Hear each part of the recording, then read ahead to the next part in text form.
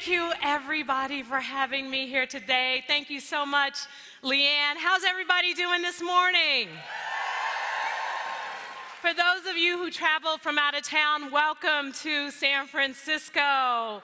You've come to the right place because not only is San Francisco the tech capital of the world, we're also the lesbian capital of the world.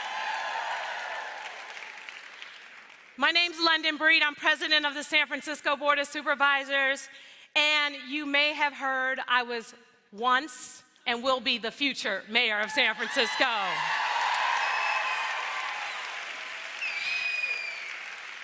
And I just want to tell you a little bit about myself because, as you all know, politicians like to talk about themselves. I grew up not far from here in a public housing unit in the Western Addition, 5 of us living on $900 a month, and I remember standing in line to get donated food. I remember standing in line at the firehouse to get toys during Christmas. I remember when recycling meant drinking out of old Mannix jars.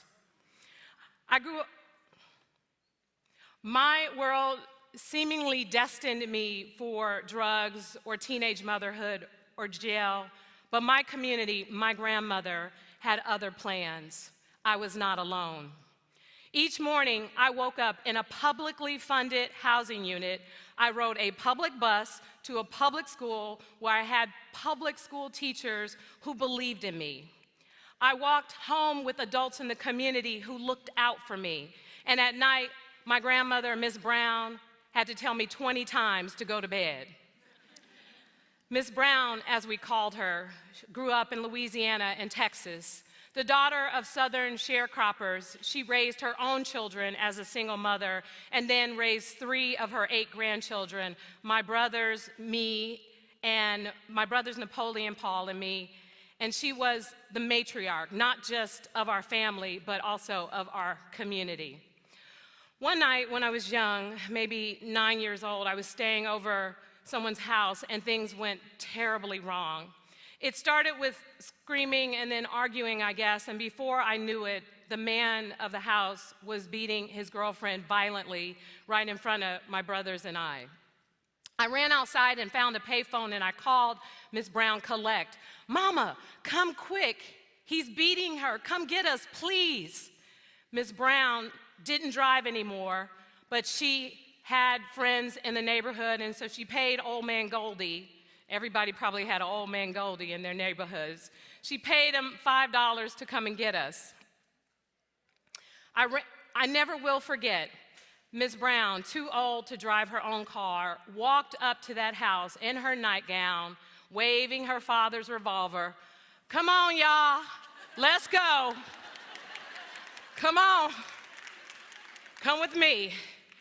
Let me tell you guys, everybody needs a Miss Brown. She was a savior for me, and I never felt more loved and protected than I did when she continuously has been there for me. Miss Brown was my light. She was my rock. She was my inspiration. She took care of me, and she took care of the community, and she taught me to do the same. You're going to hear today from industry leaders and mentors who are helping their female colleagues succeed. And the most important thing I can tell you is that as businesswomen, as partners, managers, and public servants, we are all in this together. There is no such thing as a self-made woman or the self-made person. Success is a team sport. Ms. Brown taught me that.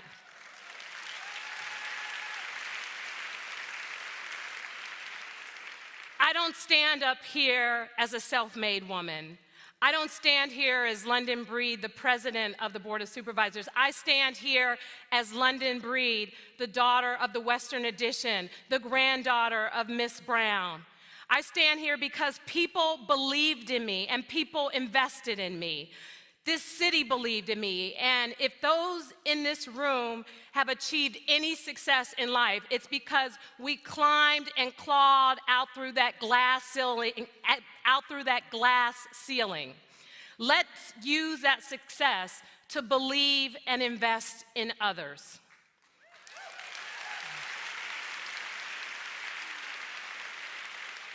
Let's make sure that the next generation of girls can achieve their professional dreams and never face that closeted door alone. San Francisco has a complex, if not ironic, relationship with your industry. This is a place where someone can get out of an Uber and pull out their iPhone and send a tweet about how the tech industry is ruining the city. We have a booming economy and an unemployment rate below 3%, one of the lowest in the country. But we also have a large number of people who feel left out, or worse, pushed out by our economic success. A recent study found that 3/4 of tech jobs are held by men, and African Americans and Latinos represent only 5% of that workforce. Your industry is creating world-class companies, innovating and designing products the rest of us use every single day, but we cannot call that work success if LGBT people, if minorities, if women are excluded from it.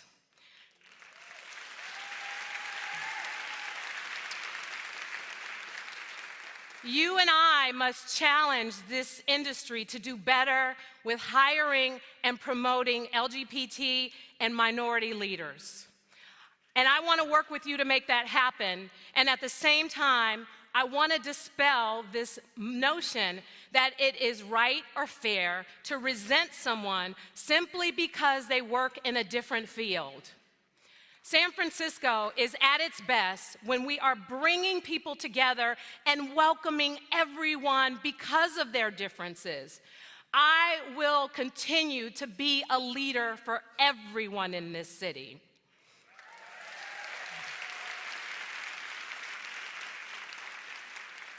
First and foremost, we need affordable places for people to live. Do you know that between 2010 and 2015, San Francisco built 1 home for every 8 jobs we created? 1 home for every 8 jobs. It's a consequence of city policies that it's seemingly impossible to build homes here in the city, and it's no surprise that rents and home prices have skyrocketed as a result. And I'm committed to changing that and building at least 5,000 homes annually, as our late Mayor Ed Lee committed to before he passed away.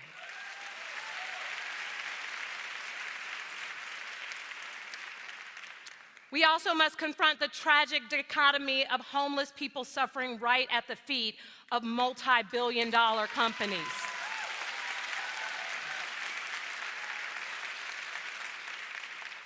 I want to create a San Francisco where no one is forced to live on our streets.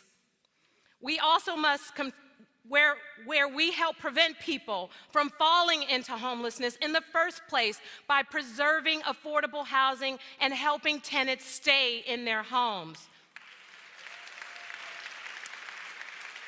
Where we expand our navigation center, which helps people into housing, and build more modular housing, which is cheaper and a way to build housing faster in San Francisco. And where we make the tough investments in mental health and substance abuse treatment to get people the support that they need.